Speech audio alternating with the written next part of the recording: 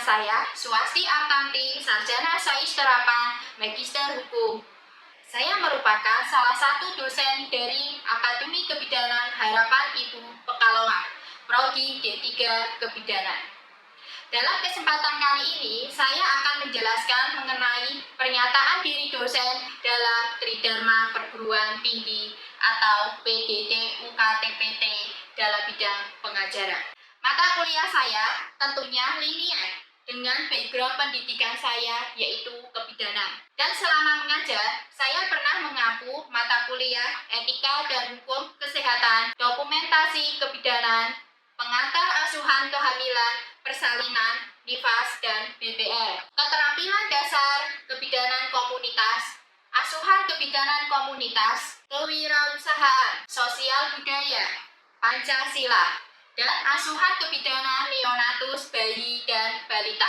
Salah satu kewajiban saya seorang dosen, saya telah menerapkan Tridharma Perguruan Tinggi, yaitu salah satunya pengajaran, di mana di bidang ini saya menetapkan sistem pembelajaran yang mengacu pada DEI, yaitu Delivery, Interaction, and Assessment. Delivery merupakan suatu proses sebagaimana saya menyampaikan materi pembelajaran di kelas sehingga dapat diterima dengan baik oleh mahasiswa. Kedua, interaction, yaitu kegiatan tatap muka antara dosen dan mahasiswa untuk membahas materi kuliah untuk mencapai capaian pembelajaran. Dan yang ketiga, assessment, yaitu pemberian tugas terstruktur yang direncanakan, misalnya pembahasan suatu kasus materi atau pemberian kuis atau pre dan post test guna mengukur kemampuan mahasiswa sejauh mana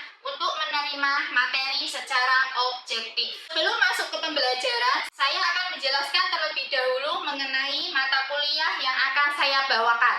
Dalam kesempatan kali ini, saya akan memaparkan teknik pengajaran pada mata kuliah wajib prodi dengan bobot 2 SKS yang penempatannya di semester 2. Diampu oleh 2 dosen, di mana saya adalah koordinator mata kuliah. Materi yang saya sajikan mengacu capaian pembelajaran lulusan dan yang akan dibagi menjadi 14 kali pertemuan atau 14 minggu, yang tidak termasuk dalam ujian tengah semester dan ujian akhir semester. CPM pada mata kuliah ini terdiri dari 4 aspek, yaitu aspek sikap, keterampilan umum, pengetahuan, dan keterampilan khusus. Sedangkan capaian pembelajaran mata kuliah ini terdiri dari 3 CPMK, yaitu 1. Mampu berperilaku profesional, beretika, dan bermoral, serta tanggap terhadap nilai sosial dalam praktek kebidanan. 2. Mampu melakukan komunikasi dengan perempuan, keluarga, masyarakat, sejawat, dan profesi lain dalam upaya peningkatan derajat kesehatan ibu dan anak dalam pelayanan kebidanan. 3. Mampu memberikan asuhan kebidanan secara efektif, aman, dan holistik dengan memperhatikan aspek budaya terhadap ibu hamil, bersalin, dan menyusui, bayi baru lahir, dan kesehatan reproduksi pada kondisi normal berdasarkan standar praktek kebidanan dan kode etik kebidanan. Adapun bahan kajian atau materi pembelajaran mata kuliah ini adalah 1. Prinsip etika dan moralitas dalam pelayanan kebidanan. 2. Nilai personal dan nilai luhur profesi dalam pelayanan kebidanan. 3. Aspek legal pelayanan kebidanan. 4. Isu etik dalam pelayanan kebidanan. 5. Pengambilan keputusan dalam menghadapi dilema etik atau moral pelayanan kebidanan. 6. Masalah-masalah etik moral yang mungkin dalam praktek bidan. 7. Aspek hukum praktek kebidanan. 8. Peran dan fungsi Majelis Pertimbangan Kode Etik atau MPO. 9. Standar praktek kebidanan, hubungan standar praktek kebidanan dengan hukum atau perundang-undangan. 10.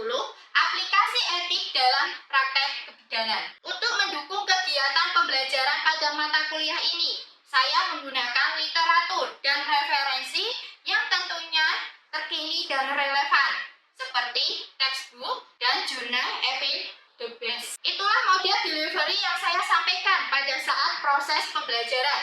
Selanjutnya, masuk ke aspek interaction. Interaction merupakan suatu proses yang terjalin antara mahasiswa dengan dosen guna mencapai capaian pembelajaran. Adapun sistem yang saya lakukan di kelas yaitu menggunakan metode pembelajaran tatap muka. Dalam pembelajaran tatap muka, interaksi langsung antara dosen dan mahasiswa yang menjadi kunci, memungkinkan dosen untuk memberikan umpan balik serta memfasilitasi diskusi. Sistem tatap muka dalam kelas yang saya bagi menjadi 3 metode, yaitu yang pertama, pembelajaran interaksi langsung antara dosen dengan mahasiswa berada dalam ruangan yang sama pada saat penyampaian materi perkuliahan. Komunikasi 2 arah yaitu terjalin komunikasi antara dosen dengan mahasiswa yang memungkinkan diskusi dan pertukaran ide. Yang ketiga, umpan balik langsung secara langsung kepada mahasiswa terkait pemahaman materi yang disampaikan. Itulah model interaction yang saya lakukan dalam proses pembelajaran di kelas. Selanjutnya, dalam asesmen atau penilaian pengukuran evaluasi mahasiswa dalam penerimaan materi yang sudah saya jelaskan. Lalu, saya memberikan kesempatan kepada mahasiswa untuk bertanya atau mereview seputar materi yang sudah saya sampaikan. Kemudian, dalam proses penilaian, saya menggunakan rubrik penilaian dan unjuk kerja yang dilihat dari 3 aspek. Adapun pembobotan dalam penilaian terdiri dari 1. Penugasan 20%, 2. Ujian tengah semester 25%, 3. Ujian akhir semester 25%, 4. Praktikum 20%, 5. Kuis 5%, 6. Seminar 5%. Hasil asesmen yang akan saya lakukan diharapkan mahasiswa dapat mengetahui hasil penilaian dengan transparan dan objektif. Itulah yang dapat saya sampaikan terkait metode pembelajaran yang saya sampaikan di kelas.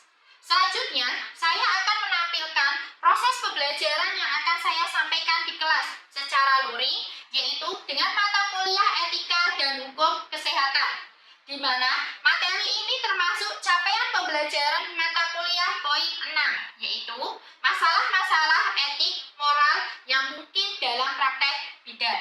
Selamat menyaksikan. Assalamualaikum warahmatullahi wabarakatuh. Waalaikumsalam warahmatullahi wabarakatuh. Selamat pagi. Pagi, Bu. Ya, di sini kita ketemu lagi ya, mata kuliah etika, hukum dan kesehatan di semester 2. Untuk mata kuliah hari ini adalah kita akan membahas masalah-masalah yang ada di kebidanan terkait dengan event choice dan event concern. Sudah ada yang tahu tentang event choice dan event concern?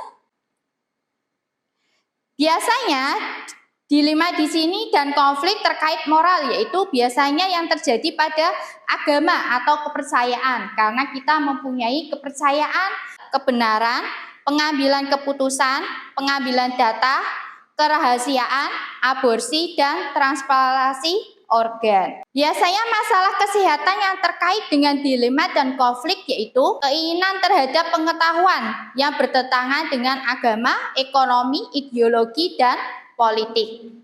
Terapi ilmiah konvensional bertentangan dengan pengobatan alternatif. Masalah etik moral dalam praktek kebidanan. Nah, di sini ada apa saja? Ada persetujuan dalam proses melahirkan. Pada waktu ibu bersalin ibu hamil ingin melahirkan, biasanya di sini ada persetujuan antara klien dengan tenaga kesehatan ya. Terus memilih atau pengambilan keputusan dalam persalinan. Nah, memilihnya di sini apa?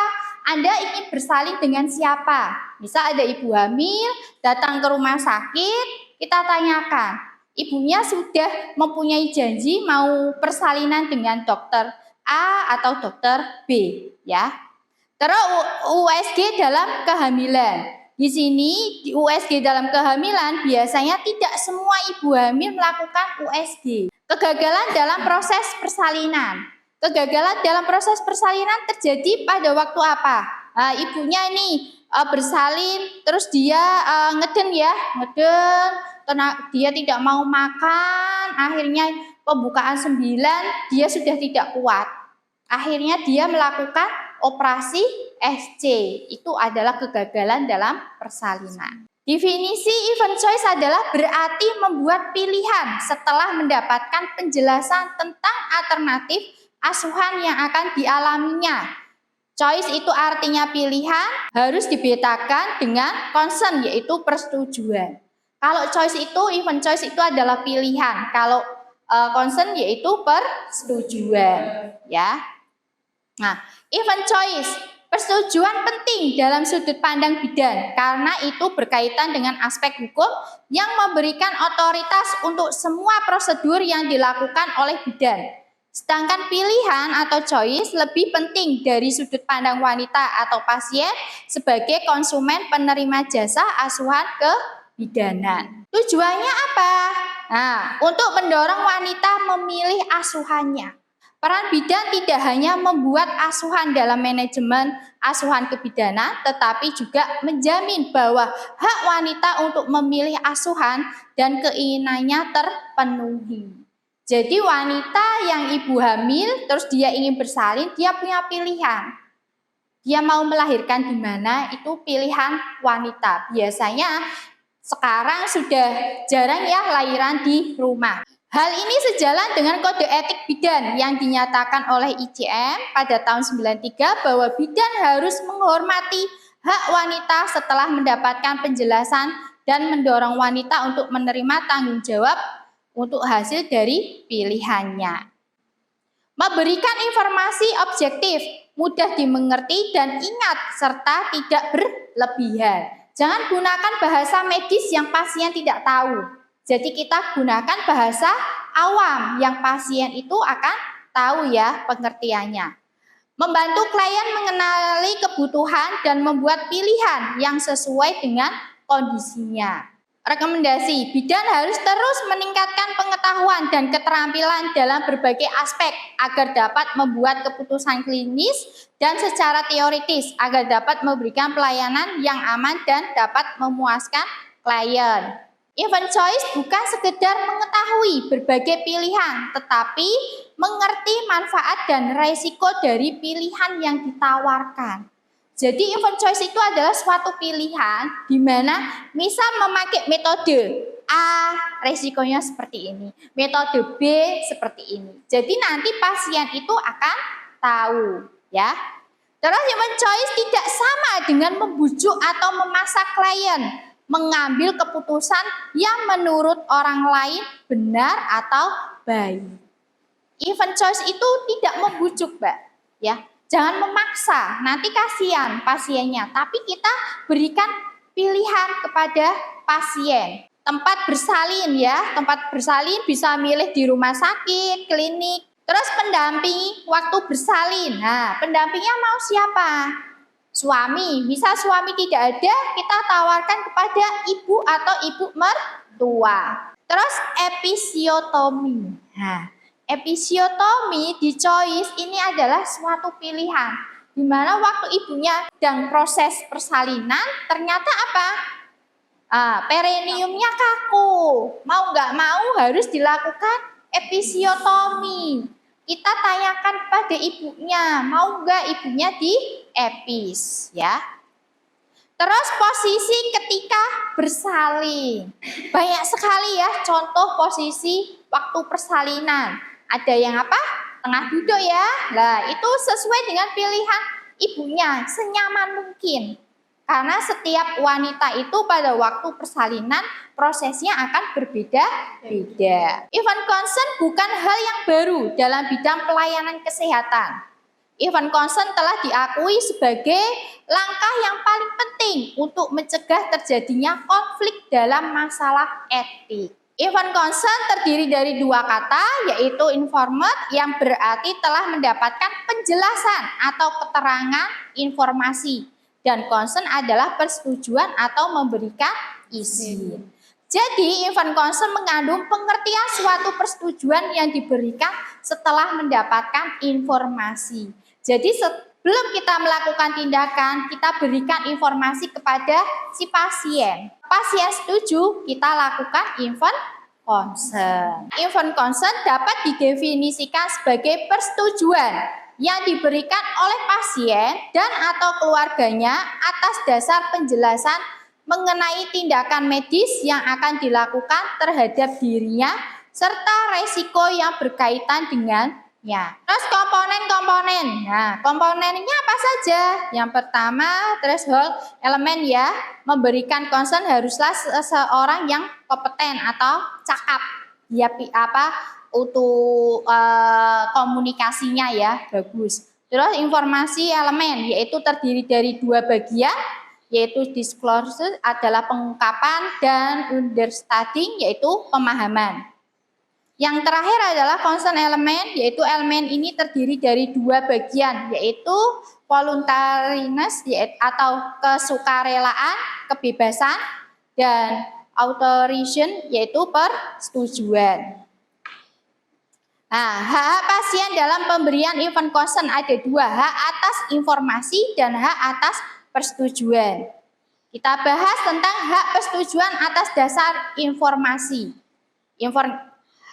Yang pertama, hak atas rahasia medis. Nah, bahwa rahasia medis yang ada di tenaga kesehatan itu tidak boleh disebarluaskan karena itu merupakan privasi ya. Hak atas pendapat kedua atau second opini, boleh kita second opini. Jika ada pasien yang misal divonis hamil tapi ada kistanya, boleh ibu mau second opini dengan dokter B, kayak gitu ya. Terus hak untuk melihat rekam medis. Pasien berhak, misal Bu, saya mau melihat hasil USG-nya, saya mau melihat hasil rongsennya. Kita sebagai tenaga kesehatan harus memberikan haknya pasien karena dia ingin melihat ya. Terus hak perlindungan bagi orang yang tidak berdaya yaitu lansia, gangguan mental, anak dan remaja di bawah umur. Nah, biasanya ini ada khusus ya kalau di rumah sakit ya. Kalau Anda melihat di rumah sakit itu misal ini khusus untuk lansia. Terus hak untuk memperoleh pelayanan yang adil dan manusiawi. Persetujuan atau consent penting dari sudut pandang bidan karena berkaitan dengan aspek hukum yang memberikan otoritas untuk semua prosedur ya yang akan dilakukan oleh bidan. Pilihan atau choice penting dari sudut pandang klien sebagai penerima jasanya. Asuhan kebidanan yang memberikan gambaran pemahaman masalah yang sesungguhnya merupakan aspek otonomi pribadi menentukan pilihannya sendiri ya. Terus hal yang mempengaruhi proses informed consent ada dua ya, yaitu pasien dengan petugas kesehatan. Kualitas informasi yang diberikan atau penerima informasi bagi seseorang dipengaruhi oleh tingkat pendidikan. Tingkat pendidikan itu sangat mempengaruhi biasanya waktu kita pengambilan di informed consent maupun informed choice. Kalau tingkat pendidikan pasien itu misal SD atau dia tidak sekolah, kita memberikan penjelasan ke pasien harus hati-hati, harus menggunakan bahasa awam, tidak boleh menggunakan bahasa medis. Biasanya pasien tidak akan tahu, ya.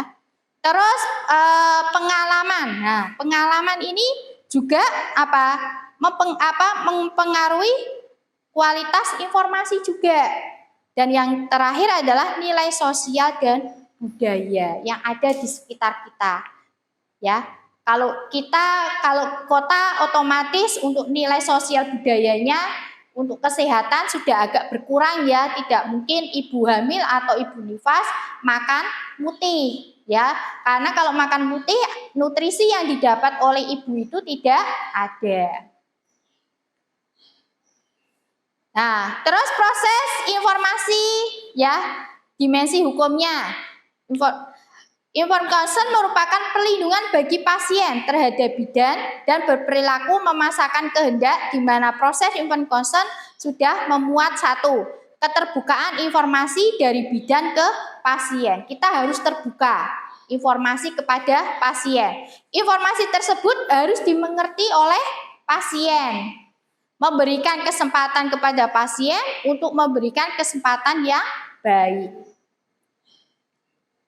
Yang kedua, ini proses informed consent dimensi etiknya. Proses informed consent tergantung nilai etik sebagai berikut. 1. Menghargai kemandirian atau otonomi pasien. Tidak melakukan intervensi melainkan membantu pasien bila dibutuhkan atau diminta sesuai dengan informasi yang telah dibutuhkan. Bidan menggali keinginan pasien baik dirasakan secara subjektif sebagai hasil pemikiran yang rasional. Ketentuan informed consent, manusia dewasa sehat jasmani dan rohani. Karena persetujuan ya, nggak mungkin kita melakukan persetujuan dengan orang yang keterbelakangan kayak gitu ya. Terus semua tindakan medis memerlukan informed consent secara lisan maupun tertulis. Jadi misal terjadi gawat darurat karena belum bisa untuk informed consent secara tertulis, kita lakukan secara lisan kayak gitu. Setiap tindakan medis yang beresiko cukup besar mengharuskan adanya persetujuan secara tertulis yang ditandatangani pasien setelah sebelumnya mendapatkan informasi yang adekuat. Sebelum kita tandatangani, otomatis pasien mendapatkan informasi dari tenaga kesehatan terlebih dahulu ya. Terus untuk tindakan yang tidak termasuk dalam poin 3 hanya dibutuhkan persetujuan lisan atau sikap diam. Ya.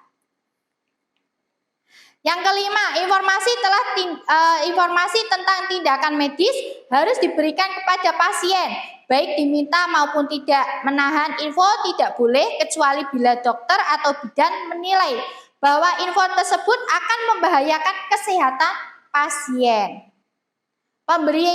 Pemberian info dapat disampaikan pada keluarga terdekat pasien dengan didampingi saksi atau tenaga kesehatan lainnya.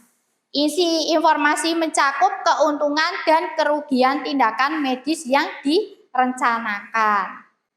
Terus tujuan informed consent melindungi pasien dan tenaga kesehatan dalam memberikan tindakan medis. Dinyatakan sah jika keterbukaan informasi, kompetensi pasien dalam memberikan persetujuan, terus kesukarelaan. Baik persetujuan maupun penolakan sebaiknya dituangkan dalam bentuk tertulis.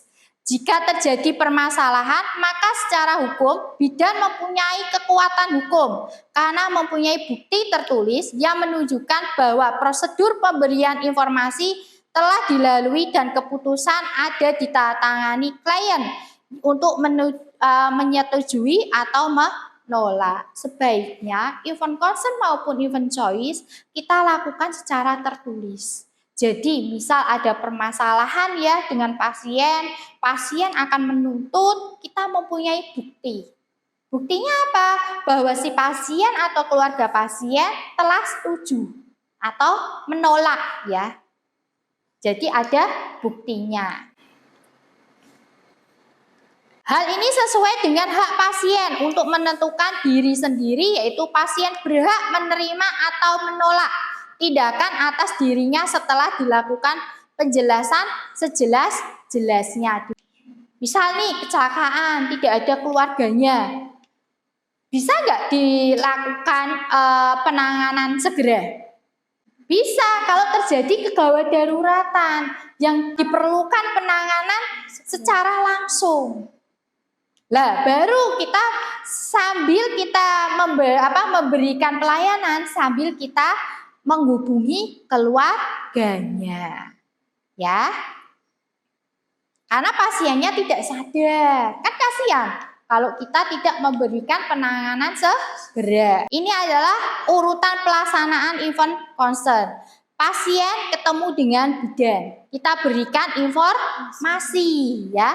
Informasi di sini nanti akan ketemu. Diberikan event choice atau pilihan ya.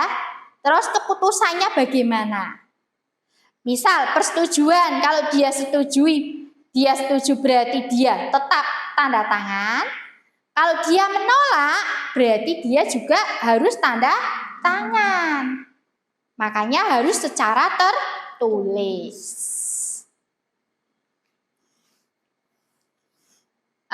Prosesnya pemberian event concern. 1. Pasien didapatkan informasi, kesempatan untuk bertanya, waktu berdiskusi dengan keluarga diberikan kesempatan ya. Pasien dapat menggunakan informasi untuk membuat keputusan. Keputusan dikomunikasikan dengan tim medis. Pasien berhak menolak rencana tindakan. Format ditandatangani oleh pasien. Membaca ulang form yang telah ditandatangani di hadapan pasien dan keluarga secara langsung. Yang terakhir adalah proses tindakan dilakukan. Kalau sudah semua ini proses ditandatangani, kita lakukan tindakan. Oke, sampai di sini ada yang mau ditanyakan enggak? Tentang event concern dan event choice. Maaf Bu, izin bertanya. Ya, namanya siapa? Perkenalkan, saya Rizka Noviana. Tadi kan dari pemaparan materi dari Bu Swasti itu ada inform concern secara lisan. Nah, kapan boleh diberikan inform concern secara lisan itu, Bu? Ya, kapan boleh diberikan event concern secara lisan?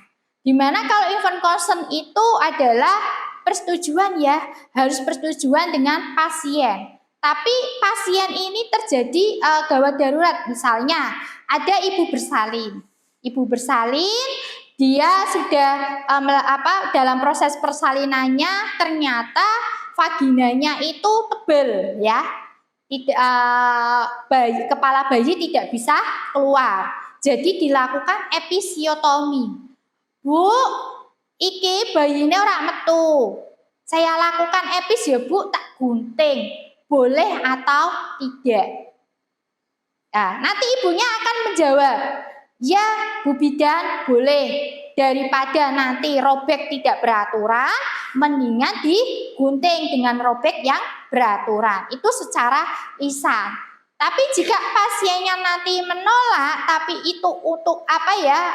Untuk keselamatan bayi dan ibunya, boleh kita lakukan karena itu sangat membantu dalam proses persalinan. Kalau tidak dilakukan malah nanti kasihan ya, kasihan bayinya. Ya. Ada lagi yang mau bertanya?